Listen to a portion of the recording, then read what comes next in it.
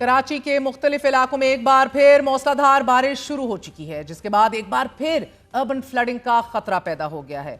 Mahmudabad, Shah Faisal colony, Saddar, M A Jinnah road, Frere Hall, Jinnah अस्पताल, nursery, Shahrah Faisal, Gulshan Iqbal, Korangi और Defence समेत कई मकामात पर बारिश का सिलसिला जारी है। बारिश के दौरान मुख्तलिफ हादसात में अमवात की तादाद बढ़कर 17 हो गई है, जबकि शहर में एक दिन के दौरान 245 मिलीमीटर बारिश रिकॉर्ड की गई है, जिसके बाद कराची में निज़ाम जिंदगी तकरीबन मफलूज होकर रह गया है। तूफानी बारिशों के नतीजे में निजी और सरकारी स्कूलों और कॉलेजेस को बंद करने का ऐलान कर दिया गया है। नाजरीन, गुज़िश्ता रोज कराची में बारिश ने सिंध सरकार की गुड गवर्नेंस का पोल पानी में बहा दिया।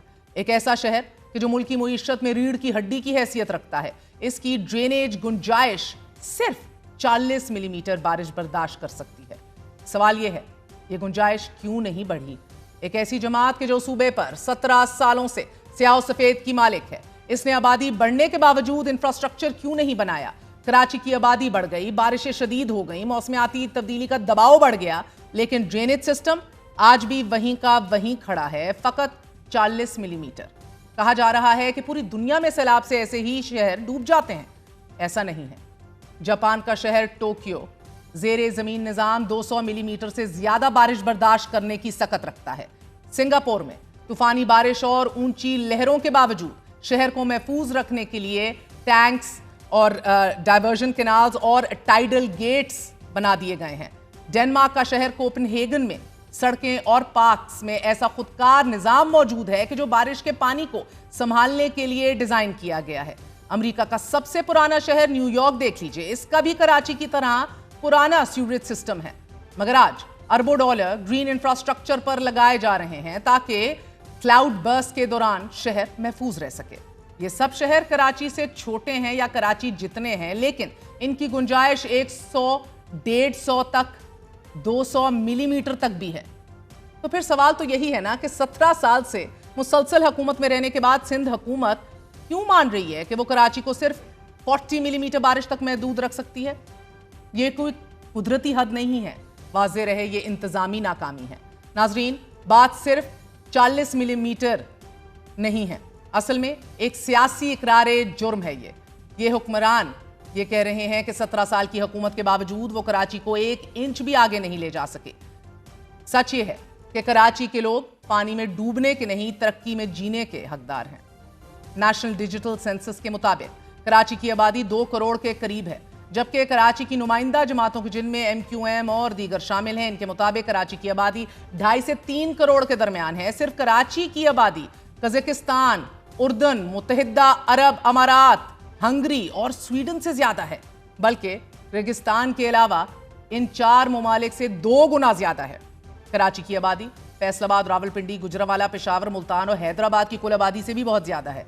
मुत्तहिदा कौमी मूवमेंट का मानना है कि सिंध में शहरी इलाकों की आबादी 50% से ज्यादा है और सिंध की शहरी आबादी सिंध के महसूलात का 95% से ज्यादा हिस्सा पैदा करती है, लेकिन इख्तियारात में इसका हिस्सा 10% से भी कम है। कराची का एक और मसला ये भी है कि सिंध में कराची और हैदराबाद का मेयर हमेशा वजीर आला से अपने हकूक की मांग करते करते थक जाता है, मगर इसे इख्तियारात नहीं मिलते। मगर आज तो मेयर कराची पीपल्स पार्टी का ही है, लेकिन इसके बावजूद मसाइल अपनी जगह बरकरार क्यों हैं? खैबर पख्तूनख्वा और कराची में बारिशों और सैलाब की तबाहकारियों से के बाद एक चीज बहुत वाज़ेह तौर पर सामने आ रही है। ये मामला क्लाइमेट चेंज के साथ साथ हर सूबे में, मुल्क के तूलो अर्ज में लैक ऑफ गवर्नेंस का है। पाकिस्तान में नए सूबे बनाने से मुतल्लिक बहस का आगाज हो चुका है और आज पाकिस्तान की निजी यूनिवर्सिटीज़ की नुमाइंदा तंजीम association of private sector universities of Pakistan के ज़ेर इंतज़ाम एक सेमिनार से खिताब करते हुए चेयरमैन पंजाब ग्रुप मियां आमिर महमूद ने कहा है कि पाकिस्तान एक फेडरेशन है कि जिसमें 4 यूनिट्स हैं, सूबे मिलकर फेडरेशन बनाते हैं। इस मुल्क ने सूबे नहीं बनाए। भारत आज़ाद हुआ तो इसके थोड़े सूबे 600 रियासतें थी। जिन ममालिक में लोकल गवर्नमेंट है, वहां किसी को फेडरेशन के पास जाने की जरूरत ही नहीं महसूस होती। इस मुल्क ने सूबे नहीं बनाए, सूबों ने मिल के ये मुल्क बनाया और यही फेडरेशन होती है।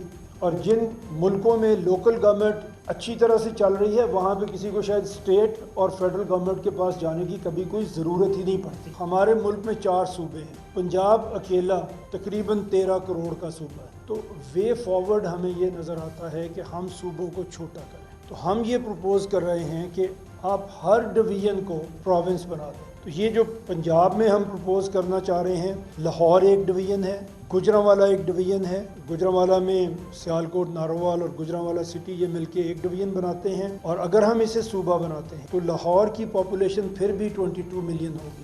چھوٹا نہیں ہوگا لیکن مینیجبل ہوگا. سب سے زیادہ جو خبروں میں رہتا ہے کہ ہم جنوبی پنجاب کا صوبہ بنا دیں گے. کوئی جنوبی پنجاب صوبہ بننا نہیں چاہتا. وہاں پہ بہاولپور صوبہ بننا چاہتا ہے، ملتان الگ صوبہ بننا چاہتا ہے. ڈی جی خان بالکل ملتان کے ساتھ صوبہ بننا نہیں چاہتا، وہ الگ صوبہ بننا چاہتا ہے. بلوچستان میں نصیر آباد ایک ان کا ڈسٹرکٹ ہے، 8 ڈسٹرکٹس ہیں ان کے. نصیر آباد، سبی، زوب، کلات، مکران، کوئٹہ، رخشان اور لورالائی، یہ 8 ڈویژنز ہیں جو بلوچستان کے جن کو ضلع بنایا جا سکتا ہے، جن کو پروونس بنایا جا سکتا ہے. ہم کوئی جنت تو نہیں مانگ رہے، ہم تو صرف ایک ایسا سسٹم مانگ رہے ہیں جس میں عام آدمی کی مشکلات کچھ کم ہو جائیں. یہ جتنا ہے ہمیں روٹی کپڑا بھی ملے گا، سب کچھ ملے گا، لیکن وہ کسی ایک لیڈر کی مہربانی سے نہیں ملے گا، وہ سسٹم کو ٹھیک کرنے سے ملے گا. چیئرمین پنجاب گروپ میاں عامر محمود نے سیمینار سے خطاب کرتے ہوئے یہ بھی واضح کیا ہے کہ نئے صوبوں کی ضرورت کیوں ہے اور یہ کیسے آسانی سے کیا جا سکتا ہے. جب ہم صوبوں کی بات کرتے ہیں تو پھر یہ 4 ہائی کورٹس نہیں ہوں گی، پھر 33 ہائی کورٹس ہوں گی، پھر ان کے سامنے کیسز لگیں گے. جو پینڈنگ کیسز، اگر ایک جج جس دن بیٹھتا ہے اس کے سامنے ایوریج 1000 کیس پڑا ہوتا ہے ایک دن میں، وہ کیا کر لے گا؟ ہیومنلی پاسبل ہی نہیں ہے کہ وہ اس میں کوئی انصاف کر دے. تو یہ جوڈیشل سسٹم بھی ٹھیک ہوگا جب آپ کے صوبے چھوٹے ہوں گے. ہمارے پاس سکولز ہیں، ہمارے پاس کالجز ہیں، ہمارے پاس ہاسپٹلز ہیں. اس وقت گورنمنٹ ہر سکول گوئنگ بچے کے اوپر 4400 روپیز پر منتھ خرچ کر رہی ہے. تھوڑے تو نہیں ہے نا پیسے، تقریباً 4500 روپیہ ایک بچے پہ خرچ کر رہی ہے جو اسکول جا رہا ہے. اچھے پرائیویٹ اسکولوں کی فیس اس سے کم ہے، 2-4 ٹاپ کے چھوڑ دیں تو سب کی فیس اس سے کم ہے. اچھا، میں اس چیز کا گواہ ہوں کہ 2001 آنورڈ پنجاب میں ٹیچرز کی بھرتی 100% میرٹ پہ ہوئی ہے، لیکن پڑھائی نہیں ہو رہی. انگریڈینٹس تو آپ نے سارے پورے کر دیے، لیکن جس کام کے لیے اسکول بنا ہے وہ تو نہیں ہو رہا. ہم سب کو پتہ نہیں ہو رہا کیونکہ اس کی سپرویژن ممکن ہی نہیں ہے. کسی ایک سیکرٹری کے یہاں لاہور سیکرٹریٹ میں بیٹھ کے کسی ایک منسٹر کے لیے، کسی ایک چیف منسٹر کے لیے ہیومنلی پاسبل ہی نہیں ہے کہ وہ پنجاب کے 50,000 اسکول چلائے لاہور میں بیٹھ کے. کے پی اور بلوچستان یہ وہ ہمارے پروونسز ہیں جن میں پچھلے 10 سال میں لٹریسی ریٹ ایکچولی نیچے چلا گیا. میاں عامر محمود نے اپنی تقریر کے اختتام پر کہا کہ انفرادی اصلاح سے معاشرتی اصلاح ممکن ہے. جتنا چھوٹا سسٹم ہوگا اتنا آپ کی نظر میں ہوگا.